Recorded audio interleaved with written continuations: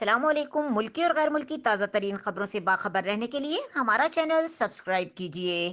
افسوسناک خبر شامل کریں گے جگارتا سے۔ انڈونیشیا کے جزیرے جاوا کے ایک دریا کی صفائی مہم کے دوران اسکول کے 13 سے 15 سال کے 11 بچے کشتی سے گرنے کی وجہ سے ڈوب کر جاں بحق ہو گئے۔ عالمی خبر رساں ادارے کے مطابق انڈونیشیا کے جزیرے جاوا میں اسلامک ہائی اسکول کے 150 طلبہ ایک دریا کی صفائی مہم کے سلسلے میں گئے تھے۔ طلبہ کی عمریں 13 سے 15 سال تھیں۔ صفائی کے دوران 21 طلبہ کشتی سے دریا میں گر گئے، جن میں سے 10 بچوں کو زندہ نکال لیا گیا، تاہم 11 بچے پھیپھڑوں میں زیادہ پانی بھر جانے کی وجہ سے جاں بحق ہو گئے۔ ریسکیو ادارے کا کہنا ہے کہ ڈوبنے والے بچے کشتی میں ایک دوسرے کا ہاتھ مضبوطی سے تھامے بیٹھے تھے اور ایک بچے کے گرنے کی وجہ سے باقی بچے بھی ایک کے بعد ایک دریا میں گرتے چلے گئے۔ دوسری جانب عینی شاہدین نے بتایا کہ بچے دریا کو عبور کرنے کی کوشش کے دوران پانی کا تیز ریلا آنے کی وجہ سے بہہ گئے تھے اور انہوں نے حفاظتی جیکٹس بھی نہیں پہن رکھی تھیں۔